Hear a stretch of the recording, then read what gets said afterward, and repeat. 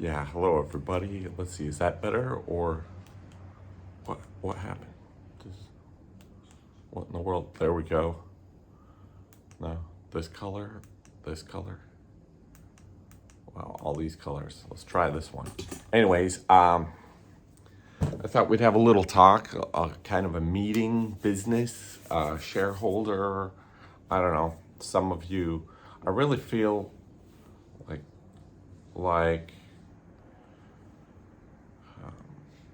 like I feel like doing some things sometimes, but I feel like getting YouTube with the internet involved in some of those things because I'm not big enough to do it by myself, and I just get bored if I do it by myself. It's gotta be, I'm like a social guy. It's gotta be with more people. Anyways, welcome to Surge the Car Hauler, TCH the Car Hauler Company shareholder video meeting. Let's talk about business, right? Some things will not make the shareholders happy, and we're going to talk about those things. The one of which, Peterbilt motorhome, that awesome red truck. Nothing's happening with it. We've done nothing. The whole 1 year ago, we drove it around, and that's it. Dasha and I took it on a little road trip when we met, and that's it. It's parked in the rain in Jacksonville in a storage. I've been there like twice. So, yeah, just sitting in the rain and the sun, so not good. I wish it was driven more, used for like some kind of event, racing thing. I've tried to get some parking in South Florida here, but everything it's like $800 a month for a reasonable secured spot in a truck yard, which isn't necessarily a too much of an expense if someone were to stay in it and make it into like a tool shed and work on trucks that park in the same lot that it's parked. But who's going to do that? Me. Dasha wants me to be at home with her a lot, and I want to be with Dasha all the time too. So we want to. Right now, we're trying to figure out how we're going to work together on our American dream. How we're going to stay together and do work together. And trucking on the road is not something at the top of our list. Building the American dream is like kind of at the top, and we either have to build a trucking company and like a shop and a race team, and have Dasha do some help along the ways as far as her being a model for it, right? She really likes being on camera or like promoting something. She really,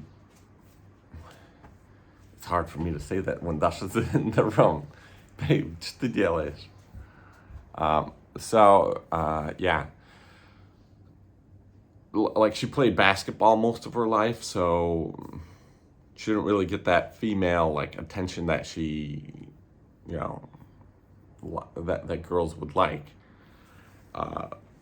where they can be pretty, So we're looking for a shop. We're looking for an opportunity. Maybe I should just go work at some shops. Maybe I should get a couple simple jobs where I drive around town, maybe like some kind of delivery guy around town. Maybe I could spot a building, because it's feels kind of pointless driving around looking. But I've gotten to talk to some people, and I really want to move it toward a direction of before, okay, let's talk about the race team, the racing part of the American dream I had. And like, there was a while ago when I was 18, 19 years old, 17 years old, I was working at this place called Gens Ryan Plumbing and Heating. They're still around. I think they're in Burnsville, Minnesota right now, but they were in Rosemount. And I was just sorting. I went through this like plumber apprenticeship thing, and just ended up working at this plumbing company, Gens Ryan Plumbing and Heating. And it was just like boring work that you sorting pipe fittings when they come back from a job site so they could be back in stock. And there was there was a mechanic that would work on all the vans, on the plumbing vans that went out. They had like 30 vans. And then there was like a garage with like 3 bays, like big bays, big garage doors. There's like 3 of them. And there was like 2 race cars in there and a giant motorhome, like a Prevost RV motorhome with a stacker trailer. And I asked the mechanic, I was like, hey, what's up with all that? That's a pretty sweet motorhome. He's like, yeah, the owner uses it to go on the weekends to the racetrack with the race car that's in the shop. And sometimes I get to work on the race cars. And I was just like, I don't know if I was jealous. Maybe I was jealous. I was like, man, I'm never going to have my own race car or my own motorhome or anything. If I stay here at this job, I want to have that. And that was the thought when I was there. Now, all these years later, I've car hauled so much that I've seen how other guys got started. I've heard of thousands of stories how they got started with their race cars, with their classic car collection, and they were all like just bottom feeder guys too. You'd go to a guy's place and he have 8 Lamborghinis, and you're like, oh my goodness, this is just way beyond my imagination. How'd you get started? He's like, well, I figured out how to finance the first Lamborghini deal that I found, and then here I am on my 40th Lamborghini deal. I just learned how to make good deals with Lamborghinis. And I was like, wow, and so here I am, got a great deal on a race coach motorhome, right? That was beyond my dreams to get, right? It's just a fabulous truck. And then a deal came out to buy the trailer for it. And then now I'm like, oh my goodness, I could get started in racing with just a couple junk Toyotas or something. We could just go to the track and have a good old time and be safe. So I'm like this close. To doing racing in a cool way that would make the boy in me happy, the Peter Pan in me happy. And it'd be something we could get youth involved in, teach about cars and save the manuals and that type of thing. So it just breaks my heart and to have this awesome rig and not being used. So I want to put it to good use. I'm starting to make some connections here in South Florida, and if I'm not on the road, then I can keep making more and maybe team up with somebody. A mechanic the other day is like, hey, sell me that rig. And I was like, why do you want it? He goes, well, because I want to go to the racetrack with it. I was like, well, help me figure out where to park it and maintain it, and I'll drive your racing stuff to the track just so I could be there just for free. So that's where we're at with that. And I feel like we could buy more stuff, I'm kind of getting good at finding deals. I learned how everyone buys their stuff from delivering cars to them. So where do we go from here? Which way do we take this?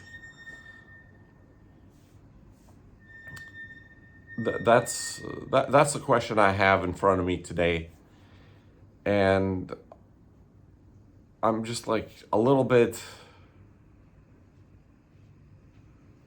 uncertain, but I'm certain. I know we gotta teach people how to drive a car, and we gotta be driving them quickly and not drive like my brother. Do you ever listen to Car Talk? Have you ever heard that on those NPR stations? Don't drive like my brother. Anyways, so I really want to do something in the car community. I really, and SEMA really just opened up more of the industry, the auto industry, and that it's really encouraged me. And the stuff that I've been putting back for years, and just looking for guys to team up with for that. What other assets do we have in the? We got the websites. We got. I don't. We don't have anything. We don't have much. So it's kind of. I don't know what value we could add to our company.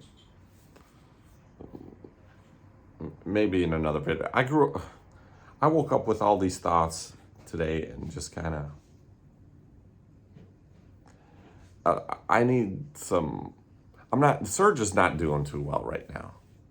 That's as far as it's challenging for me to figure out my next move in our company, in our American dream, how to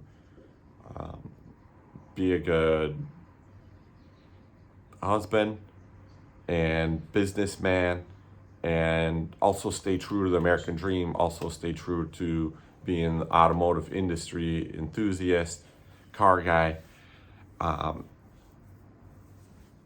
also enjoy the beautiful creation of the ocean and the South Florida life opportunities, just amazing stuff. It's just so much is thrown around in my mind as potential. And I watched this Jorden Peterson video today. I'll put it in the link of the video. I'll put the link in the description. If you go to that and watch it, then come back and comment here. And Jorden Peterson talks about how Peter Pan wants to stay young, he has all this potential. He's young because that's what you have when you're young, right? But he doesn't want to grow up because the only people he has to influence him, the older people, are like Captain Hook, right? Who is kind of a loser in a way. He not a loser. He's afraid of what time, right? The dragon, what is it? Alligator with the clock, right? Time is ticking. His life is ticking away. That type of thing. And that's why Peter Pan wants to be young and not interested in growing up. Just want to be miserable like Captain Hook, right?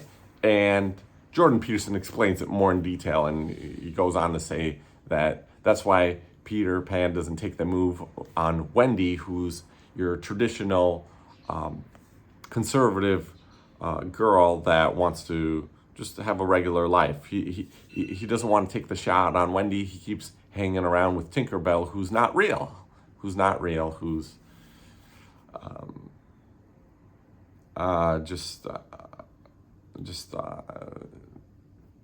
what was it? A fairy, right? So he ends up being the king of the Lost Boys, right? Like everyone that's hanging out with Peter Pan is just like as lost as he is.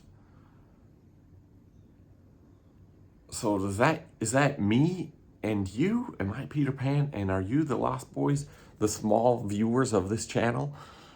So I, he goes on to say that that's what college is for many people these days. It's like a pleasure island type of a situation where you don't get this identity, right? You don't get an identity because it's so much general learning and it's just money for the college, and they don't give you an identity on what to identify yourself as, and you can go in and out of college these days and not have an identity, not identify yourself with a career and still be wondering what you're doing. And he's got some good pointers about that. Really recommend watching the video. And so, what is my identity? I really stomped this out of I really got it bashed out of me growing up in my teen years. And I was just a car guy growing up.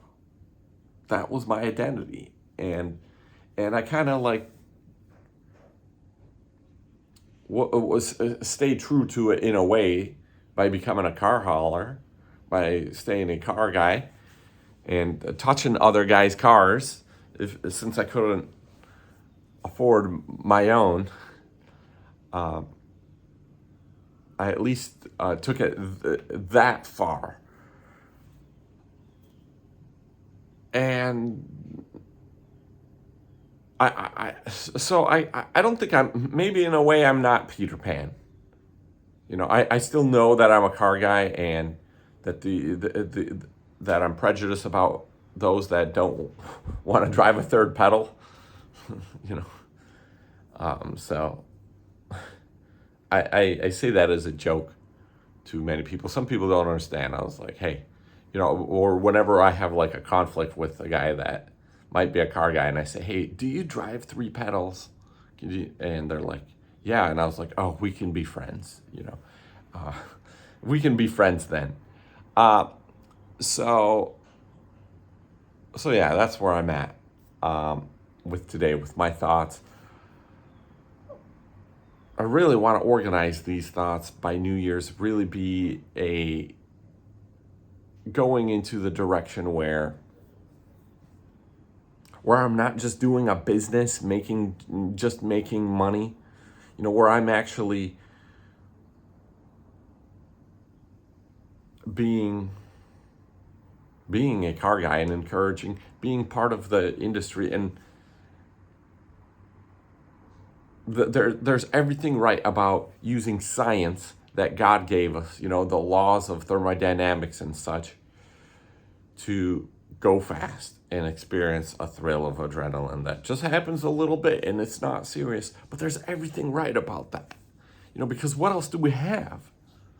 We have the junkies, the druggies, those, those just weird people. So might as well just go fast. And that's all we wanted to do growing up in our teens. And there's everything right with playing with cars, because for boys to play with dolls, that's not right. I didn't think I'd have to say that growing up, but now I do, because some of the stuff that you see out there is just like, how could that be? So if you want to be part of this car guy energy, then keep watching. And if you want to support it, go to surgethecarhauler.com and buy some shares of stock in a corporation. Send me a message and say, Surge, this is for the car hauling industry, for the car guy in youth. And we will continue to make videos and document our way leading up to that. So that's all I want to say. I guess, well, wait, one more thing, a story, right? Every church I've been to across the country, Russian church, youth, right? This will resonate. Maybe I know some of you Russian church people are watching me. They have a group of every church has youth that may have crashed a motorcycle, went too fast on a car, DUIs, just issues that wouldn't have happened if we had some men that would organize the guys in the church and go have fun, just like girls do, with nails, purses, whatever they do. And we'd go have fun with cars. And maybe save a life like that. Growing up in the Baptist church, going to the Baptist private school, there was a preacher that came and he said, a Lamborghini is not going to save you. And it was talking bad about rich people and wealth and worldly things that aren't for God, including a Lamborghini. And I knew in my life, in my growing up, that if I ever misbehaved, did drugs, drank too much, that my chance of a Lamborghini would go down. That Dad would beat the snot out of me if I did something like that. And I probably wouldn't be driving any car. So I'm here to say not only Jesus saved my life, but a Lamborghini too. Touching another Lamborghini, another guy's Lamborghini, got me into car hauling. So, I mean, aren't you interested in the science of machines and technology, and how some crazy Italians built not only a Lamborghini, but also a Bugatti with 4 turbos? I mean, how insane is that? Not 1, not 2 turbos, is not even 3. We're going to put 4 turbos on the Bugatti. That just shows, geography, crazy Italians. And they use God's science to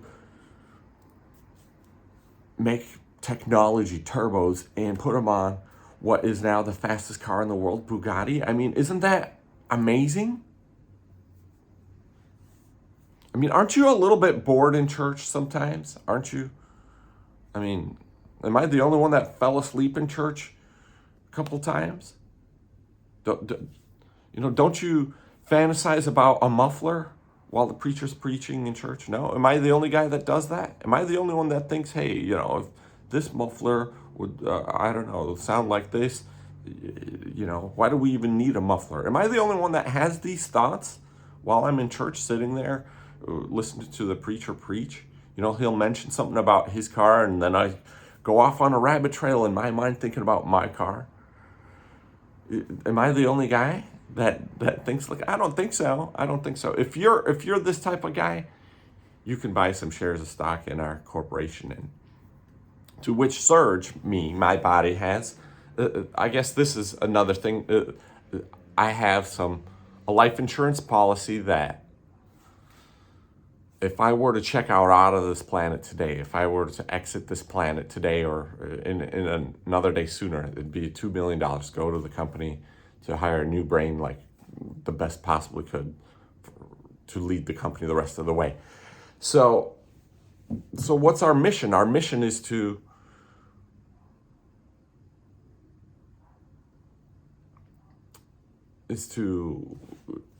last Sunday, there's a couple of kids that we were talking about cars. They were like, we mentioned something about Christmas, and they're like, oh, you're going to get me a Tesla, right, for Christmas? Serge, you're a car guy. And I was like, oh, see, even the kids are expecting me to give them cars for Christmas. And I was like, why don't you go in the parking lot with me while Dasha's talking to somebody here? You want to take the Lexus around the parking lot? You want to take Dasha's car? They're like, Dad never let me drive, So 2 youth from our church in Miami, here, Florida, 2 13-year-olds were driving Dasha's Lexus around the parking lot. And I showed them how to use the brakes and the gas, and they're like, no, we're not going to. I said, just get in the car. Just start the engine here. Feel that. And, someone's got to do that. Someone's got to. And I was like, man, why can't we get them together? They had so much fun just driving the car around the parking lot, parking it in a spot, crooked, and then straight, and then Dasha comes out, and we left. And that was it. And I was like, wow, why can't we? There's so much potential in the youth. They want to learn. They're eager to learn. Why don't we get a few junk Toyotas and go have fun somewhere in a field, in one of these swampland, sandy jungles of Florida. Why don't we do that? So these are the thoughts that are on my mind these days. And if you made it this far in the video, thanks for hearing me out. I really appreciate it. And if you could connect us to any shops, space, or other car club people, community in Florida, please let me know. Connect me to that. My name's Serge, and I'm a car guy that started my American dream with car hauling.